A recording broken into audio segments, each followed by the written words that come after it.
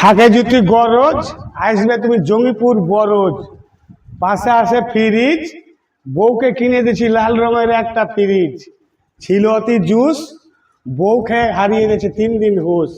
আর আমি জানি না ভরেছিল 7 আপ, বউ আমার কথা বলে খাপের খাপ খাপের খাপ। তারপরে ভরেছিল কান্তি, বউ আমার মরে হয়ে গেছে গ্যারেন্টি। কে জানে ওর ভিতরে ছিল জেডি, বউ আমাকে বুকে পিঠে লাত মেরে করেছে রেডি।